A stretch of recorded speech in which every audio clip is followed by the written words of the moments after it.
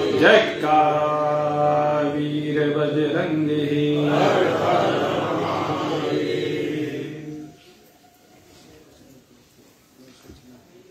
सर्वज्ञ सर्वशक्तिमान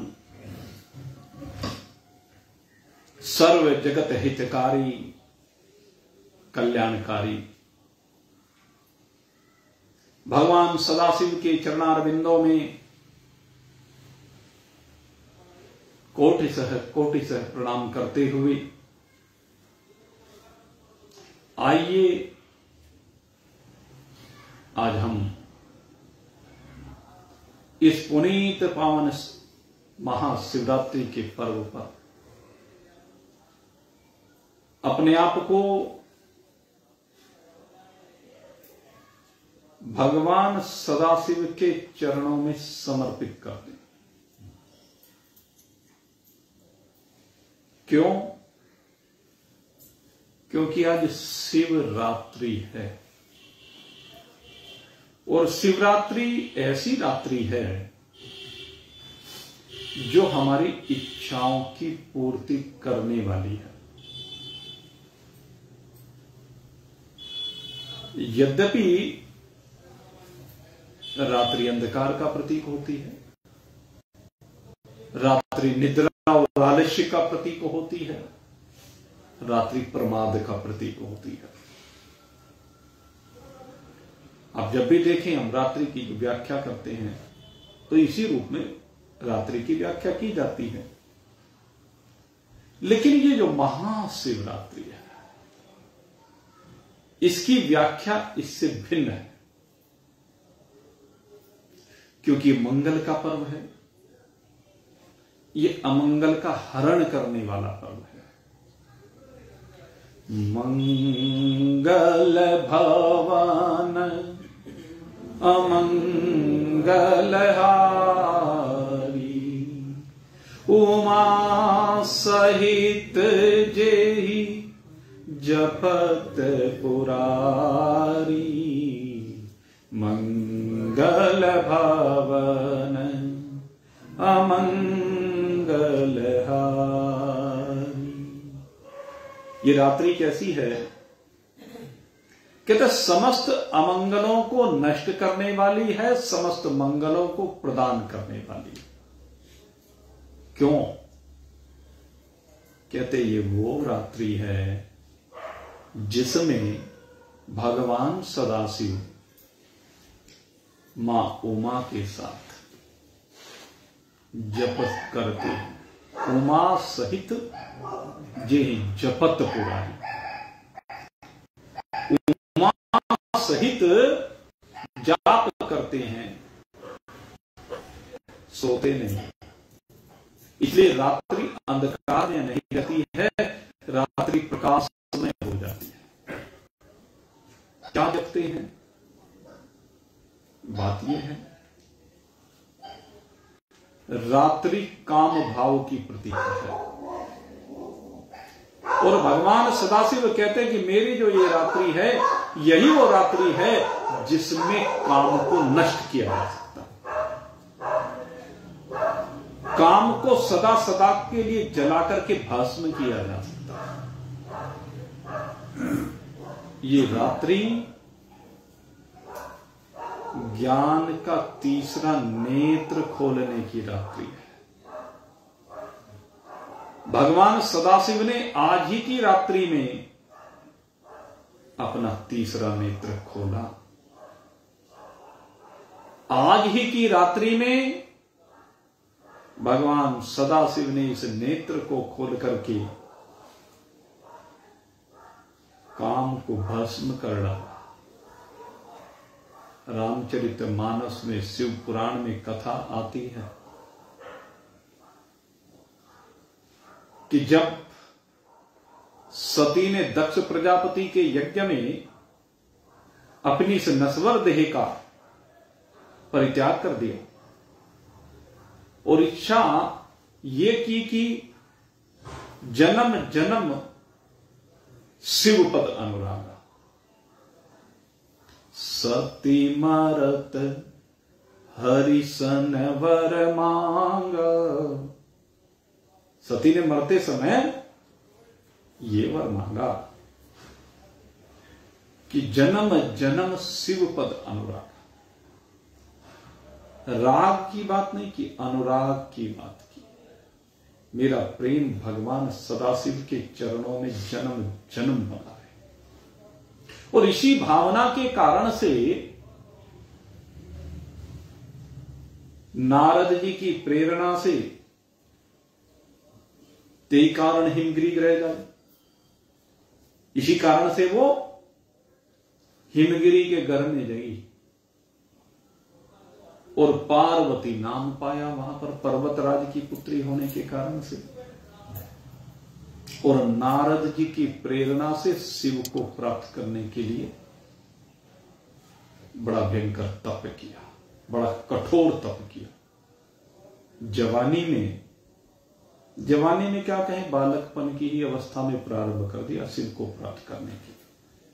मां पार्वती प्रेरणा देती है कि जिसको शिव को प्राप्त करना है वो बचपन से ही प्रयास करे, बचपन से ही शिव में अपना प्रेम उत्तरोत्तर बढ़ाता चला जाए, शिव के चरणों में अनुराग वाला हो। करके दिखाया और संयम किया, धैर्य किया। सूखे पत्ते खा खा करके इस तन को सुखा डाला, इसलिए नाम अपर्णा पाया। भगवान सदाशिव तो समाधिस्थ हैं और समाधिस्थ शिव की सेवा करने के लिए ये आती है भगवान सदाशिव के पास। अब जो समाधिस्थ है उसकी क्या सेवा करे, चिंतन करने का विषय। कोई समाधि में बैठा हो, लागी समाधि अखंड अपारा, भगवान सदाशिव जैसा समाधि भी कैसे, बीते संवत सहत सताती। थोड़ी बहुत समाधि नहीं लगाते, जब भगवान शंकर लगाते हैं तो कितने लगाते हैं, 87,000 साल तक तपस्या करते रहे, ऐसी समाधि है। प्रतीक्षा भी करे तो कोई कितनी करे, लेकिन पार्वती जी नहीं देखते कि समाधि लगी हुई है, कितने समय के लिए लगी है। पूर्व अनुभव है, 87,000 वर्ष तक जब समाधि में रहे भगवान सदाशिव सती का परित्याग करने के बाद, तो तब भी सती रूप में 87,000 वर्षों तक अपनी गलती के प्रायश्चित करने के लिए उन्होंने भगवान सदाशिव की सेवा की। और वही प्रारब्ध अब सामने आया। अब भी शिव समाधिस्थ हैं, और शिव समाधिस्थ हैं तो उनकी सेवा कर रहे हैं। अब कैसे सेवा करें, बात यह, सेवा करने के रूप होते हैं ना। एक रूप अभी कुछ दिन पूर्व आपके सन्मुख रखा था, जो महालक्ष्मी ने सेवा की थी। जब भगवान बद्रिकाश्रम में आकर विराजमान हो गए थे और बर्फ ही बर्फ भगवान के ऊपर बर्फ जम गई, तो मां लक्ष्मी ने पहले तो ऊपर से बर्फ हटाई।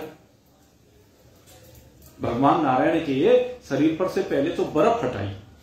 अब वहां तो रोज ही बर्फ पड़ती है। अब आजकल तो ग्लोबल वार्मिंग के चलते अब वो स्थिति नहीं रही। हालांकि अब भी जून में बर्फ पड़ जाती है, हमने देखा है बद्रिकाश्रम में जून में भी बर्फ पड़ जाती है। अभी जब कथा कर रहे थे हम बद्रिकाश्रम, तो आपके ध्यान होगा वहां पीछे जो पहाड़ियां थी उन पर हमने देखा रात्रि में बर्फ पड़ गई थी, जून में भी।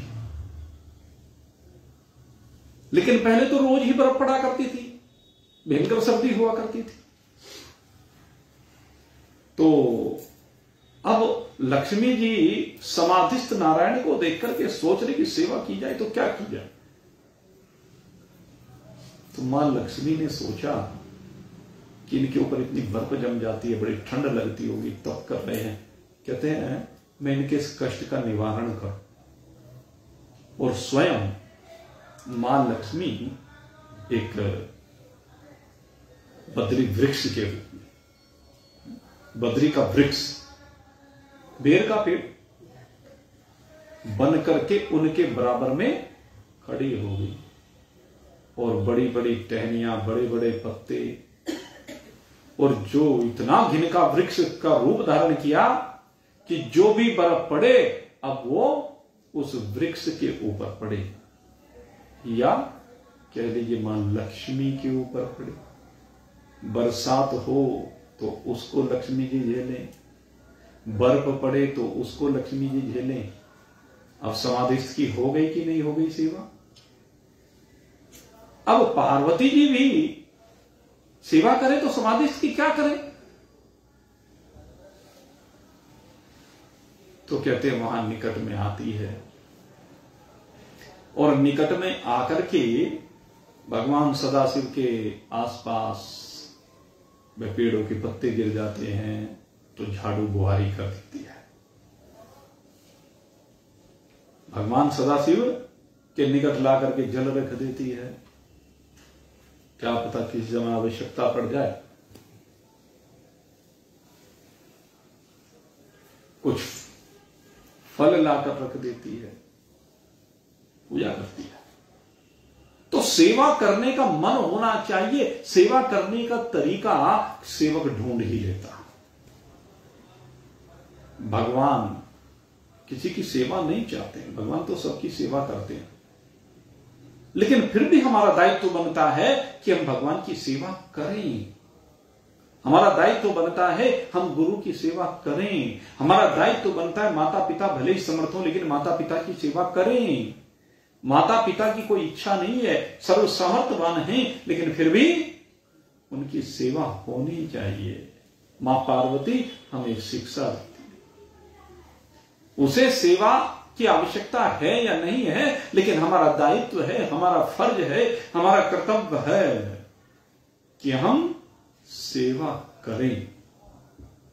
हमारा जीवन सेवा के लिए समर्पित होना चाहिए। अगर यदि हमने अपना जीवन सेवा के लिए समर्पित कर दिया तो तभी ज्ञान का तीसरा नेत्र खुल सकता है, अन्यथा ये ज्ञान का तीसरा नेत्र नहीं खुलता है। और जब तक ज्ञान का तीसरा नेत्र नहीं खुलेगा तब तक कामदेव का दहन नहीं हो सकता, कामदेव भस्म नहीं हो सकता। क्योंकि जो ये दोनों चक्षु हैं ये तो चर्म चक्षु हैं। ये दो चक्षु जो हैं ये चर्म चक्षु हैं।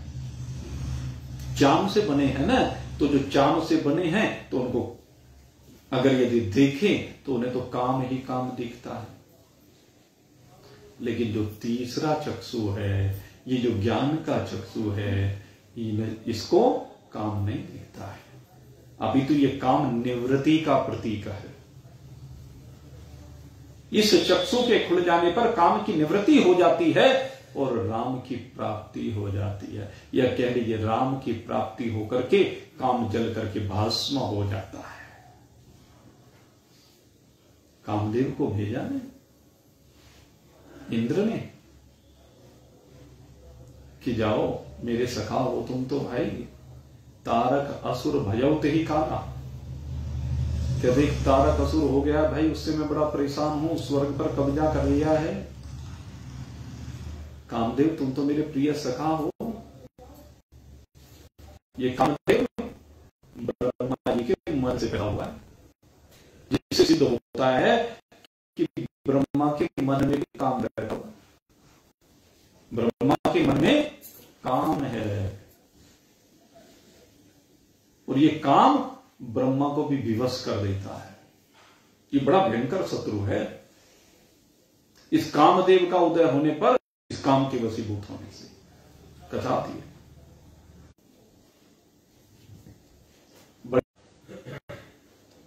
हर कथा के पीछे आध्यात्मिकता छिपी हुई है।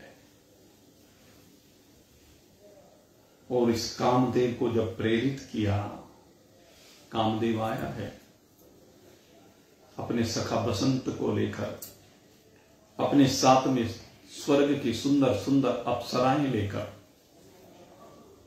उद्देश्य कि शिव जो तप कर रहे हैं उनके तप को भंग करना है। अगर यदि कोई महान पुरुष तप कर रहा है तो उसको भंग करना उचित है कि अनुचित है? क्या कभी उचित हो सकता है? लेकिन इंद्र का स्वार्थ है, उस स्वार्थी इंद्र का मित्र है कामदेव,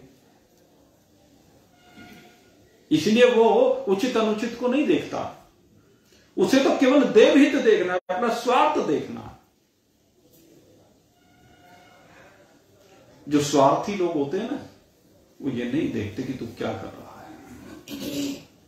जो भक्त को भगवान से अलग करने का काम करे, अपने स्वार्थ के वशीभूत होकर के, मेरे मित्रों, घोर नरक में जाना पड़ता है, बड़े कष्ट सहने पड़ते। और आज कामदेव यही कर रहा है। भगवान सदाशिव ध्यानस्थ हैं,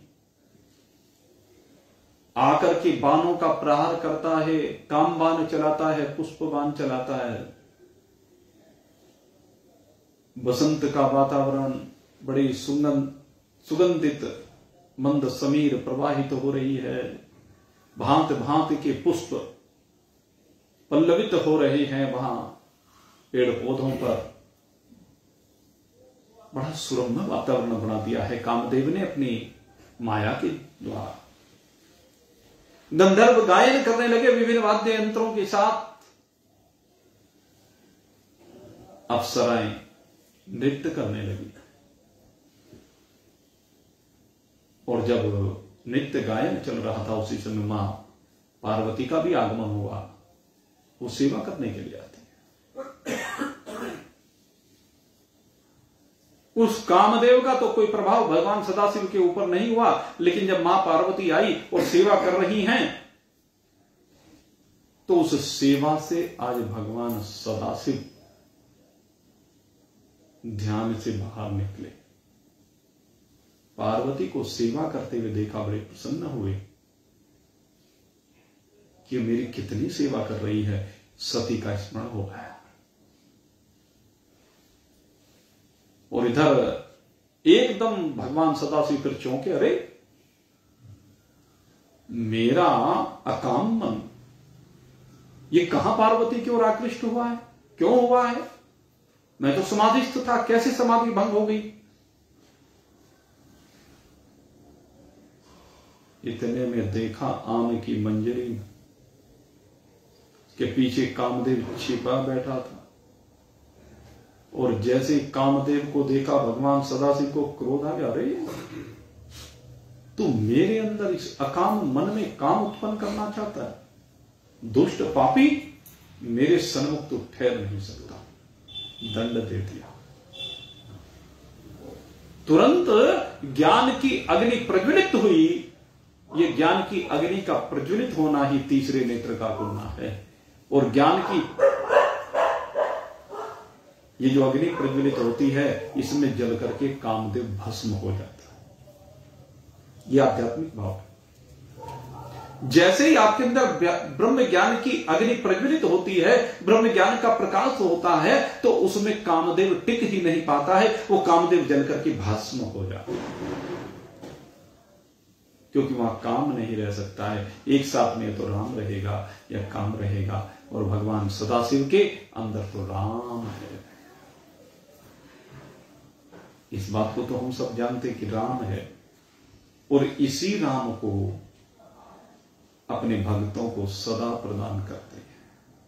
अपने भक्तों को सदा राम से मिलाने का काम सदा शिव करते हैं। महामंत्र जोई जपत महेशु, महामंत्र जोई जपत महेशु, काशी मुक्ति हेत उपदेशु। यही है वो महामंत्र। महामंत्र जो जपत महेशु। कौन सा महामंत्र है? जास महिमा जान गणराव, प्रथम पूज्यत नाम प्रभाव। इसकी महिमा अनेक संतों ने अनुभव की और भगवान सदाशिव ने भी अनुभव की। क्या अनुभव की भगवान सदाशिव ने?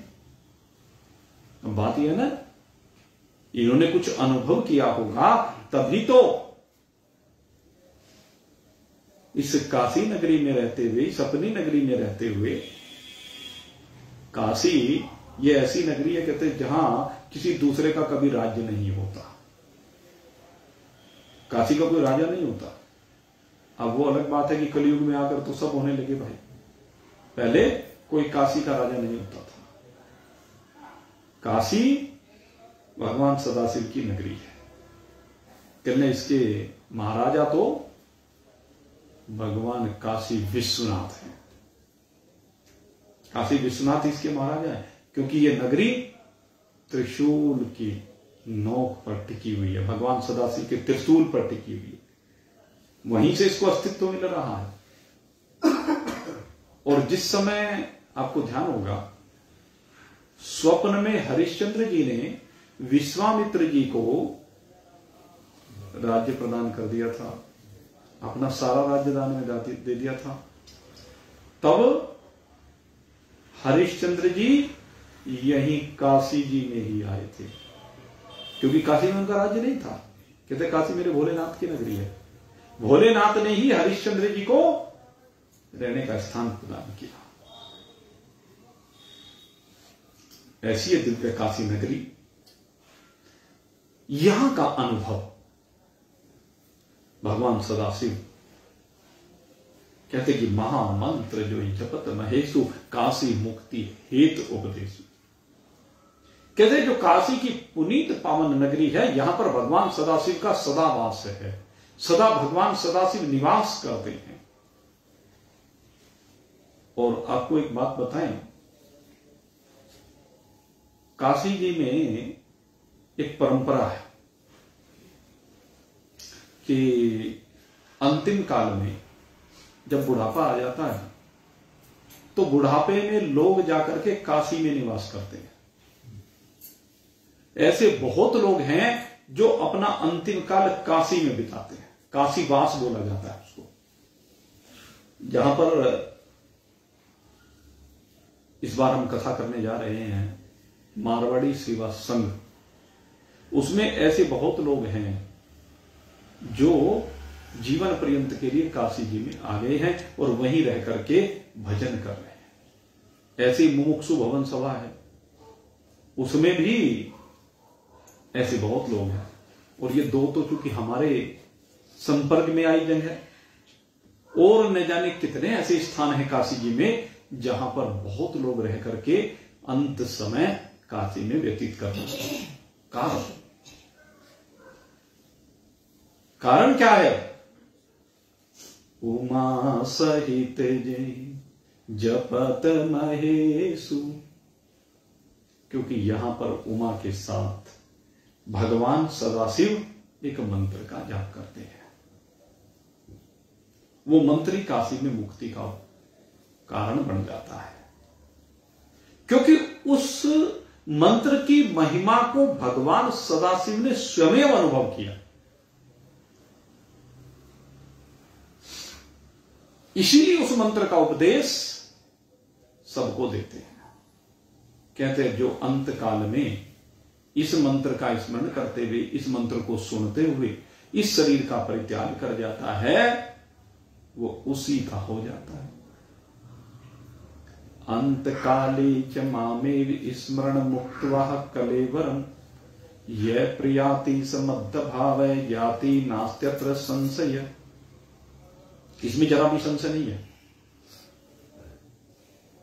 बिल्कुल कहते हैं इसमें संशय नाम की कोई चीज नहीं है। भगवान श्री कृष्ण कह रहे हैं, और भगवान की वाणी, उससे बड़ा प्रमाण कोई दूसरा हो नहीं सकता कि अंत काल में जो इस नाम का स्मरण करते हुए जाता है प्रभु नाम का, वो प्रभु को ही प्राप्त हो जाता है।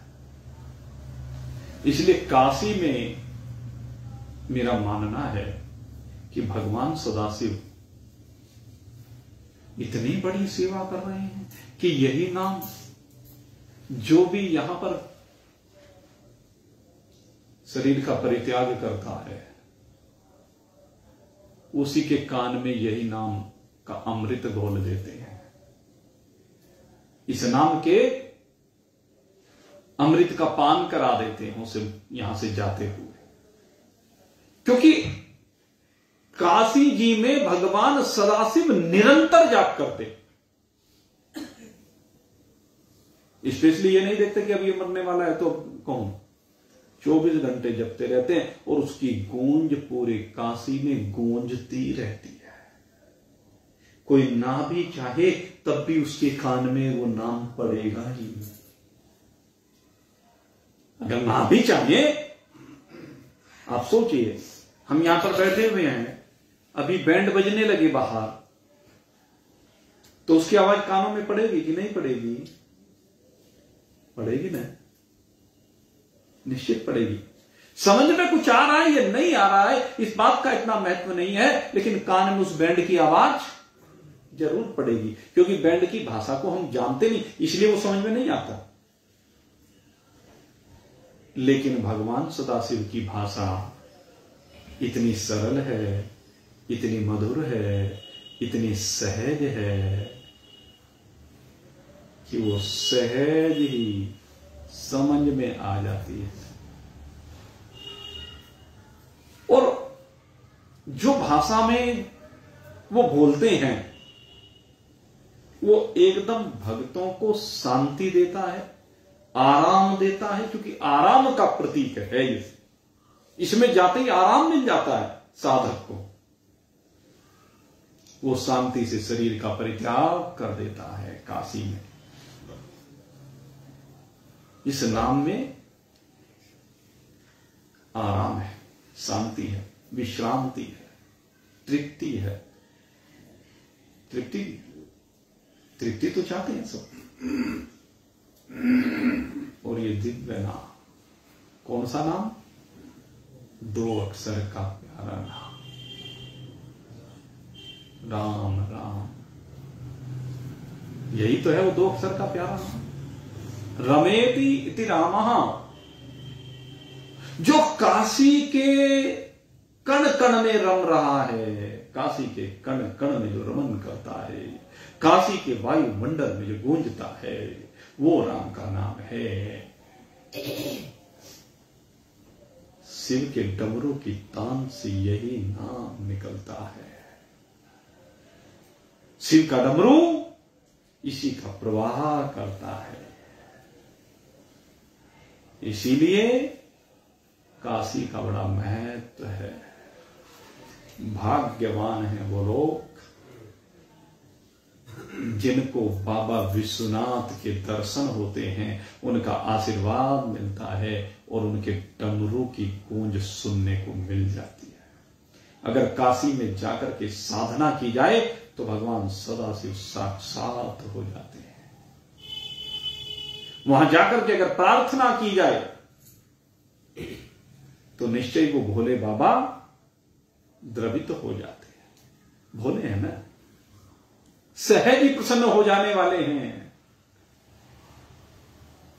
और हम भी अति शीघ्र जाने का प्रयास कर रहे हैं। भगवान को पहले मंजूर नहीं था, वो बात है।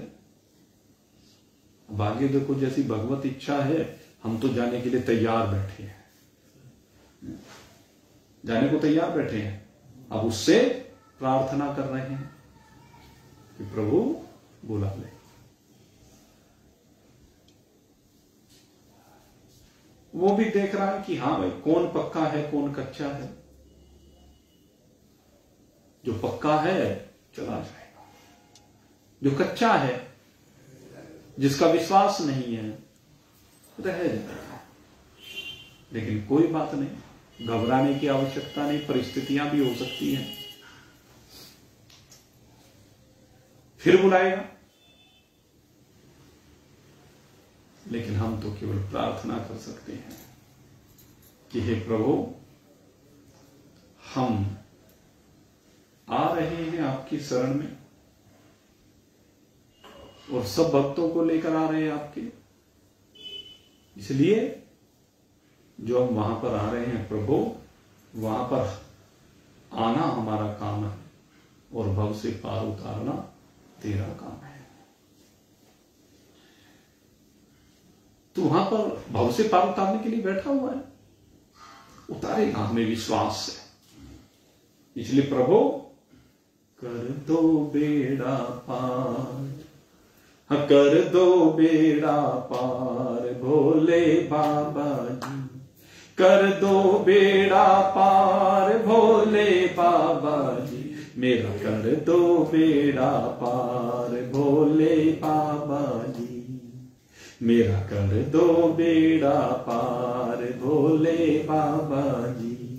मैं आया तेरे द्वार भोले बाबा जी, मैं आया तेरे द्वार भोले बाबा जी, कर दो बेड़ा पार भोले बाबा जी। भोला भाला नाम तुम्हारा, भोला भाला नाम तुम्हारा, बड़ा भोला भाला नाम है। इसलिए प्रभु आप भोले हैं। क्यों भोले हैं? कहने लगे आपके दर पे कोई आ जाए, आपके दर पे कोड़ी आ जाए, लंगड़ा आ जाए, लूला आ जाए, पापी आ जाए, दुराचारी आ जाए, या धर्मात्मा आ जाए, कोई आ जाए, ब्राह्मण आ जाए, क्षत्रिय आ जाए, वैश्य आ जाए, शूद्र आ जाए, आप सबका स्वागत करते हैं। कहते आ जाओ, सब आ जाओ मेरे साथियों, मैं संदेश सुनाऊंगा। छिपा हुआ धन कहां गड़ा है, ठीक ठीक समझाऊंगा। भगवान सदाशिव यही कहते हैं। इसलिए कहते हैं कि भोला भला है, वो स्वयं अपना भोला लेता है। भोला भाला नाम तुम्हारा, भोला भाला नाम तुम्हारा, पतित जनों का तारनहारा। भोला भाला नाम तुम्हारा, पतित जनों का तारनहारा। मेरा भी कर दो उद्धार भोले बाबा जी, मेरा भी कर दो उद्धार भोले बाबा जी, मेरा कर दो बेड़ा पार भोले बाबा जी, मेरा कर दो बेड़ा पार भोले बाबा जी। जो भी तुम्हारी शरण में आया, जो भी तुम्हारी शरण में आया, उसका तुमने कष्ट मिटाया। जो भी तुम्हारी शरण में आया, उसका तुमने कष्ट मिटाया। तेरे सर पे गंगा की धार भोले बाबा जी, मेरा कर दो बेड़ा पार भोले बाबा जी, मेरा कर दो बेड़ा पार भोले बाबा जी, हम मेरा कर दो भोले बाबा जी।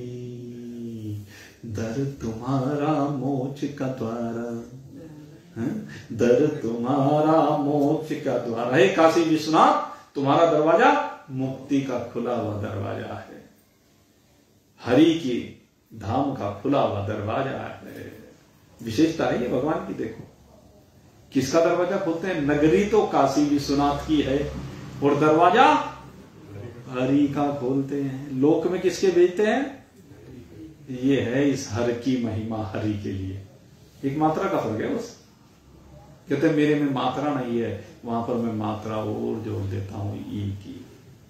इसलिए आ जाओ, मैं तुम्हारे लिए हरि के दरवाजे खोल रहा हूं। कोई रोक टोक नहीं होगी, क्योंकि जो रोक टोक करने वाले हैं वे सब मेरे संगी साथी हैं। और वो जब मैं भेज रहा हूं तो किसी की हिम्मत होगी क्या?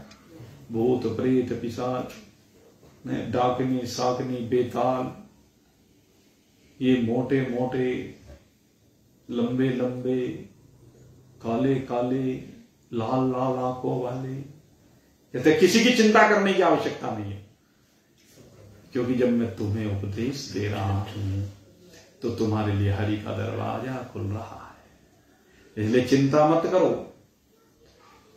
दर तुम्हारा मोक्ष का द्वारा, दर तुम्हारा मोक्ष का द्वारा, दर्शन को आता जग ये सारा, दर तुम्हारा मोक्ष का द्वारा, दर्शन को आता जग ये सारा, तेरा नाम जपे संसार भोले बाबा जी, तेरा नाम जपे संसार भोले बाबा जी, मेरा कर दो बेड़ा पार भोले बाबा जी, मेरा कर दो बेड़ा पार भोले बाबा जी। फूल चढ़ाऊं तेरी जोत जलाऊं, फूल चढ़ाऊं तेरी जोत जलाऊं, निस दिन तेरा ध्यान लगाऊं, फूल चढ़ाऊं तेरी जोत जलाऊं, निस दिन तेरा ध्यान लगाऊं। क्यों? मुझे दर्शन देव एक बार, मुझे दर्शन देव एक बार भोले बाबा जी, मेरा कर दो बेड़ा पार भोले बाबा जी, मेरा कर दो। प्रार्थना करें कि हे प्रभु, हम तेरे द्वार पर आए हैं, तूने तो पतितों का बेड़ा पार करने का ठेका ले रखा है, तेरा काम ही यही है कि तू मृत्यु से पार उतार देता है। मृत्युर्मुक्ष्यः मामृतात्, महामृत्युंजय मंत्र पढ़ा है। ओम त्र्यंबकम यजामहे सुगंधिम पुष्टिवर्धनम उर्वारुकमिव बंधना मृत्युर्मुक्ष्यमामृता। ये तीन नेत्रों वाले अपने इस तीन नेत्र को खोल करके अपने भक्तों के ऊपर कृपा करने वाले भगवान भोलेनाथ, हम आपका यजन करते हैं, आपको नमन करते हैं, आपको वंदन करते हैं, आपका पूजन करते हैं, आपके चरणों में शीश नवाते हैं। आप अपने भक्तों के ऊपर कृपा करके उनको आरोग्य प्रदान करते हैं, उनके दुखों को मिटाते हैं, उनके रोगों को मिटाते हैं, उनके कष्टों को दूर करके उनकी पीड़ा को दूर कर देते हैं। हे प्रभु, आप इस जीव को बंधन मुक्त कर देते हैं। आप आत्मज्ञान का उपदेश प्रदान करके इसको मृत्यु के दुख से सदा सदा के लिए छुटा देते हैं और उसको कहते हैं कि तेरा स्वरूप अमृत है, मृत्यु का तुझ में लेस भी नहीं, मृत्यु नाम की चीज तेरे अंदर है ही नहीं। तेरा जो स्वरूप है अहम निर्विकल्पो निराकार रूप है, विभुर्व्याप्य सर्वत्र सर्वेन्द्रियाणि, सदा में समत्वं न मुक्तिर्न बंध, चिदानंद रूपः शिवोहम शिवोहम। कैसा स्वरूप है तेरा? अहम निर्विकल्पो निराकार रूपो। जो भी भगवान भोलेनाथ की शरण में आ जाता है निर्विकल्प हो जाता है। विकल्प क्या है? किसी भी एक संकल्प का उदय होने के बाद उसमें संशयों के कारण से अनेक विकल्प उत्पन्न होते हैं। एक संकल्प हुआ और एक संकल्प ने सैकड़ों विकल्पों को जन्म दे दिया। लेकिन जो भगवान भोलेनाथ की शरण में चला जाता है सारे विकल्प समाप्त हो जाते हैं, एक ही संकल्प होता है। जगताकार, जीवाकार, संसाराकार सारे संकल्पों की इतिश्री हो जाती है और इस मन में केवल एक ही संकल्प होता है, तन्मे मनः शिव संकल्पमस्तु। कौन सा संकल्प होता है तेरे मन में? केवल एक शिव संकल्प होता है। शिव माने कल्याण। केवल एक कल्याण के लिए संकल्प होता है कि ये जो मनुष्य शरीर मैंने प्राप्त किया है इसमें भगवान सदाशिव की शरण में जाकर के मुझे अपना कल्याण करना है। अब मुझे सावगमन के चक्कर में रहना नहीं है, अब इस मृत्यु के मुख में मुझे जाना नहीं है, मृत्यु को मार करके जाना है इस बार, जिससे फिर कभी जन्म की बात ही ना हो।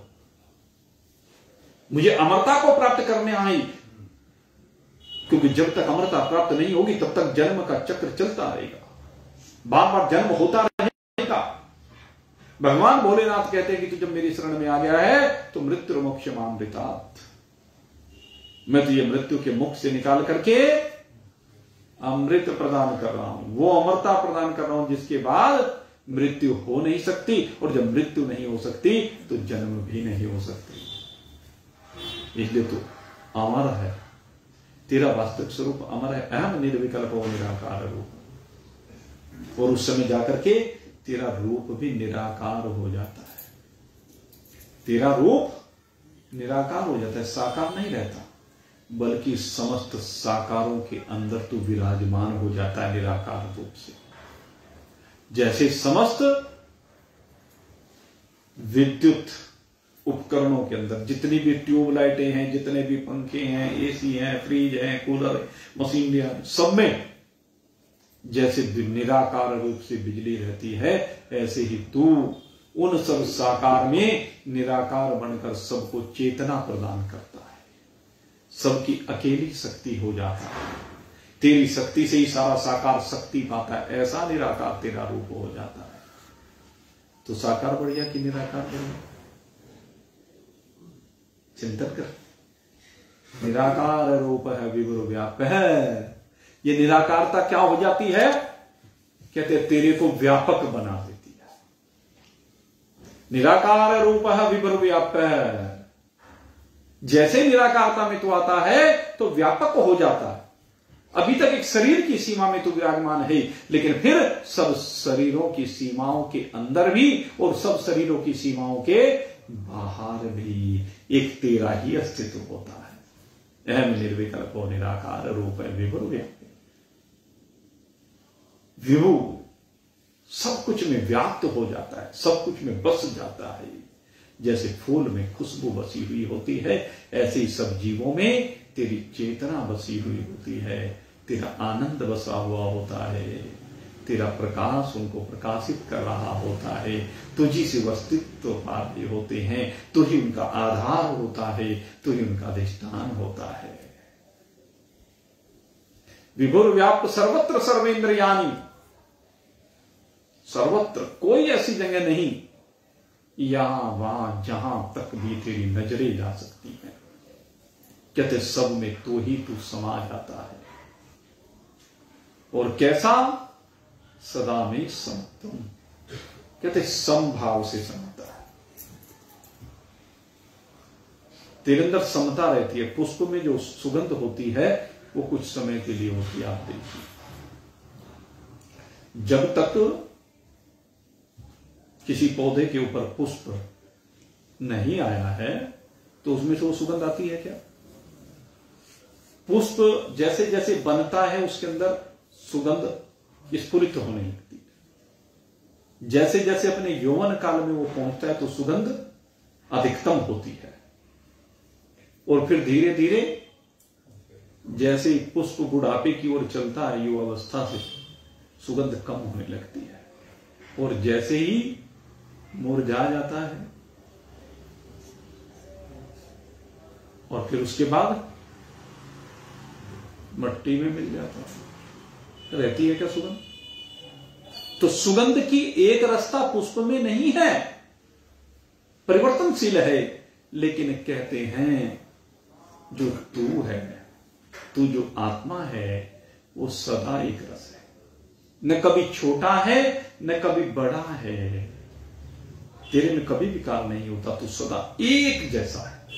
और इसके लिए मैं आपको बार बार प्रमाण देता हूं, आप जो इस शरीर के अंदर बाल्यावस्था में थे, आप जो जवानी में थे, अब प्रौढ़ावस्था में और बुढ़ापे में हैं, अंतर है क्या? सोच के देखो।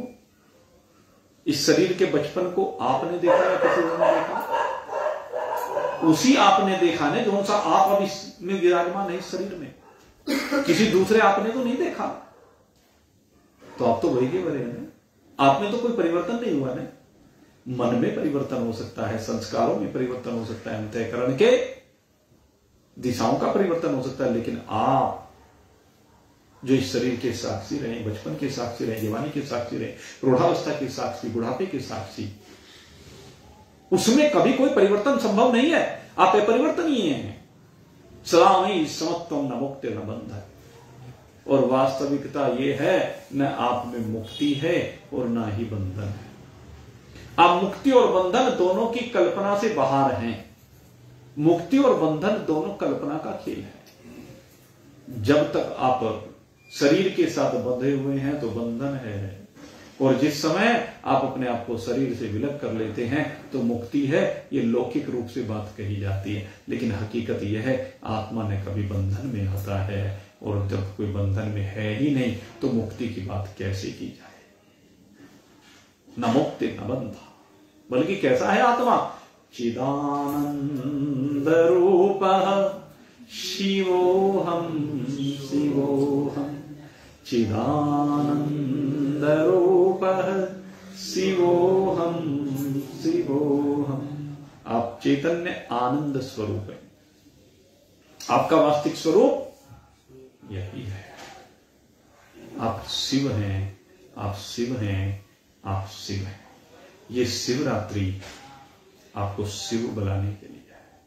ये शिवरात्रि, जैसा मैंने कहा, अंधकार की रात्रि नहीं है, अपितु अंधकार से प्रकाश में आने की रात्रि है। ये जगमगाई हुई रात्रि है जिसमें अंधकार आपको छू ना सके। ये रात्रि शिव की रात्रि है, अर्थात कल्याण की रात्रि है, अर्थात स्वरूप बोध की रात्रि है। इसी रात्रि में काम का अक्ष होकर के राम का उदय होता है। आज ही के दिन कामदेव को भस्म किया, और आज ही के दिन कहते हैं भगवान का मंगल परिणय। अब देखो, जिस दिन काम को भस्म करते हैं उसी दिन विवाह के बंधन में बंधते हैं, लेकिन काम से विरहित होकर, काम को भस्म करके।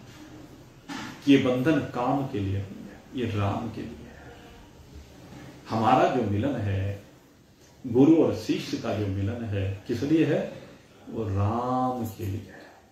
ये शिवरात्रि गुरु और शिष्य के मिलन की रात्रि है। इन दोनों के पवित्र मिलन की रात्रि, जिसमें गुरु और शिष्य दोनों मिलकर के राम जी को प्राप्त कर ले, ऐसी कल्याण की रात्रि है। तो मैं आज आप सभी के लिए बहुत बहुत शुभकामना करता हूं कि वास्तव में आज आप अपनी कल्याण स्वरूपता में विराजमान हो गए। आज आप अपने उस कल्याण स्वरूप के दर्शन कर लें। आज की रात्रि उसी आनंद की रात्रि है। इस आनंद को प्राप्त करके आपका जीवन सदा ही आनंद से संयुक्त रहे। इन्हीं शुभ भावों के साथ इस महाशिवरात्रि के पवित्र पावन पर्व की आप सभी को बहुत बहुत शुभकामनाएं। भगवान सदाशिव का वरदहस्त सदा आपके शीश पर विराजमान रहे।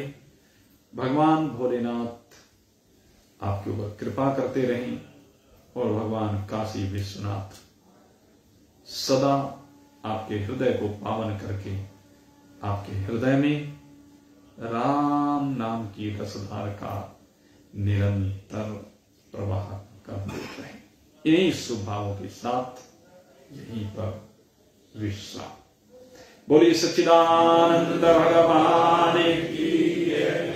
मोर गुणवंशी वाले की जय। श्यावर रामचंद्र भगवान की जय। उमापति महादेव की जय। पवन सुत हनुमान की। बोलो भाई सब संतन की। बोलो भाई सब भगतन की जय। जय श्री राम, जय जय श्री राम, जय जय श्री राम। बोल सचिया जोता वाली माता तेरी सदा। जयकारा वीर बजरंगी, जयकारे वीर बजरंगी,